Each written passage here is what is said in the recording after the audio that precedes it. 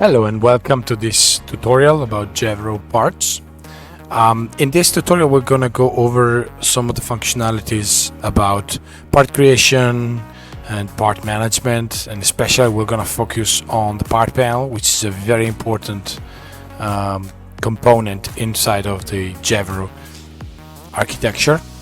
So here I have a model that has already been created, and we're going to go over a little bit how to handle the parts, how to handle visibility, and how to create parts. So let me first start by creating a part with some of the boundaries I already have.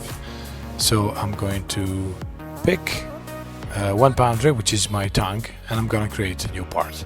To do so, I find my panel here. I can get my panel out by using the cog icon and go for show panels and find Jevero pattern parts in the list. Once I have this out, I have something selected in the model. I can click on the plus to create a new part. Here we immediately see we can give it a name, so we can call it tongue. We can't call it tongue because we already have a tongue part, so you get this little highlight in red, but we can call it tongue 2, for example. We have this input box has a little combo that allow you to store a number of your part names that are most widely used, so you can just pick it from the list. We're gonna go over the details of this panel later, but so once I create this and I press on OK, I get the part in the panel. So here is my tongue 2 part, and it's visible. One very important concept in the part panel is the visibility of a part and the activation of a part. So you can see that each part has a checkbox right besides it, and this checkbox tells us that a part is visible, so it can be seen in your document. You can hide a part. For example, let's hide this part here, which is the heel liner. Here it is. So if I take and hide it, you can see that the boundary disappear. Once I hide it, the boundary disappear from my model and I don't see it anymore. The visibility so informs me if I can see something in the model. I can use this to basically play and isolate single parts and work on that part by using this visibility. There's a very quick trick that you will learn very quickly for isolating a part, which is using a double click. So if I take my part, my heel liner, I want to isolate that part, I just double click on it and you can see that this is now isolated and only see that part. I can bring along with the visibility of the part, the visibility of the object that basically constitute generating lines for that part. So objects that are used for constructing the part. And I can use this in also on the top part of the part panel. I can click on show generating line, and when I click that, all the lines that contribute to the creation of this part are shown. So here I have all the lines that I can then use to change, and this change will then constitute a change in the part itself. So if I unclick it, I will hide all the generating lines. Click it again, there they appear again. So once I have that clicked and active as a show generating line, when I go to isolate other parts in here, I can see that the generating lines are shown here as well. And this is very important because if I want to edit a part, I want to change my boundaries, I want to change my markers, I will need to see the lines that are basically base curves for that specific entity, for my marker, my notch, my boundary. So far so good. Once I activate my part, once I select my part, I can see also there's a big green tick in the part panel. That tells me that the part is not only visible, but it's also active. An active part means that any object I'm gonna create will get inside of that part. So if I now go and draw a line, let's draw a straight line here, you will see that this line has been added to the active part.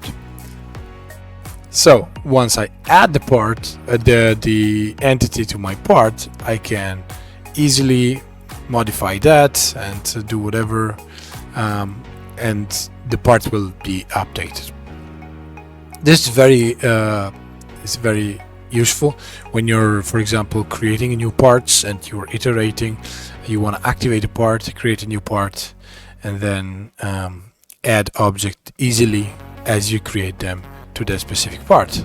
I can also click outside in the panel area where there's nothing to deactivate the part, so that now if I create something new, it's not gonna end up in that part because it's not active. So I'm gonna delete this, and now I have cleaned up my model. So I can also order my parts. For example, here I have my tongue and I want to put it in nearby where the rest of the tongue is, and I can do that either by using the arrow keys here, or I can simply drag the part to the position where I want it, and there I have it now, all the tongue in the same position. So this is very useful for handling the parts and moving them around. Once we have the part created, at any time we can always go back and edit the part and change some of the parameters of it by right-clicking on the part and then go for edit part. We have this nice context menu that allow us to choose different things that are going to happen in here. And the thing that I want to do at the moment is I want to edit the part, so I get back this panel, and it tells me, okay, information about the part, the area, the perimeter, material. I haven't said anything. The type. Type is a very interesting thing that we're going to discuss in a minute. I can already set here some allowance for cutting, for costing, or I can set some part rotation. Part rotation will allow me to basically specify. You can see that what it changed is like the direction of the part, and this is used information that is fed into certain types of cutting machines for example, for material direction, and how many pieces per pair I will have. In this case it's 2, but for some pieces you may have 4 or I don't know, 6, depending on the piece. So, and I can also change the rotation by dragging this arrow around. So if I'm doing something like this, okay, this is the direction of my part, and automatically the rotation is updated. Okay, so you can see that now I have all my parts and I have a shell here. So one thing that I can do is change the type of the part. There's 3 main types. It's shell, upper and sole. Upper and sole are used for grading and for informing the grading system if this specific part should be graded as a upper part or as a sole part. And shell is used for marking some specific kind of parts. In this case, this is the shell. It's marked as upper, but I would like to mark it as shell. Shell parts have specific particular things that happen. First of all, you can see that a shell part is never active. Shell part is never active because it's something that we think you will create once and then use it as a storage for lines and information that you want to extract for creating other parts. So once I specify a part as a shell, I will not be able to add automatically objects, but it will have to manually add them. So say that I now create a new line here that I want to add to the shell part. I need to select the line, right click on my shell and go for add selected objects, and now this is added to the shell. But it's very useful if you, for example, now I have this, I want to mirror this along here. Okay, along here. Let's mirror this along this one. Then I'm going to create a, maybe I'm not doing the best patterning job.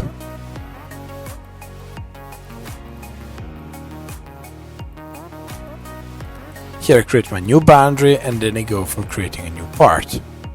I create a new part, but you have seen that in this process I have not touched my shell part, even though this was visible, was never active, and I can easily go back to create a new part by just double clicking on the shell, and then I basically reset my game. So I created a part and I created the lines that I needed for that part, but the shell was not touched. So I can go back to the shell, extract the other lines that I want.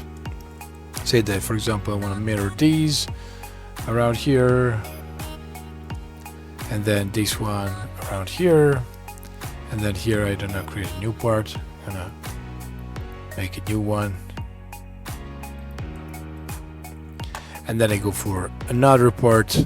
Here we are, and then I double click and I reset to my shell location. So this is very useful when you build your shell, you mark your part, you create a part that is marked as shell, and then you always go back to that part to use it as the base of your model creation. And then you build your parts, and then when you're done and you're happy and satisfied with that, you can always double click on your part and then edit that, change it and adjust it to fulfill your needs. This is, I feel, very powerful workflow, very useful when you're doing these sort of things. So you have seen how I can manage the visibility, I can manage part creation, how can I manage activation of the part, moving them around, isolating them, what kind of types.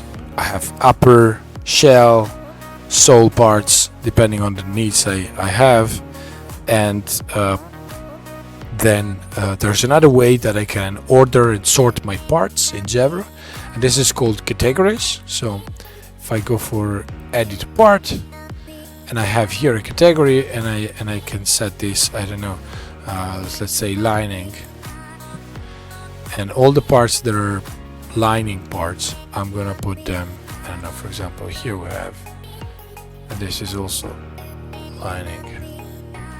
All the parts that are lining part, I'm gonna put them in a different categories, so you can see that you can clearly organize in the part panel different categories in different ways. So the last thing that I want to show you about what you can do in the part panel is the fact that once you have a part, sometimes you want to combine it to create some cutting dies, for example. Let's use the tongue for this example. So I'm going to take my tongue here, let me get rid of the construction line, and then I'm going to go for combine dies, and here I have the options that I can use. I can, if I'm not selecting anything, it's going to be using the sample size. If I select some specific size, in this I have sizing, then it's gonna be combining on specific sizes. I already have some allowance that is by default 0.5, which is probably not enough. I'm gonna use 2, and I can have some internal allowance in between the parts. So yeah, here I have a combination of the tongue in the best and smallest possible area usage. For example, if I want to create some frames, some cutting dies, or some other things that require like to have both parts in one minimized nested shape. Have them here. So this is a very quick, very short overview of the part panel. Hopefully it was informative. And if you do have questions, you can check out the documentation, or you can reach out for more information.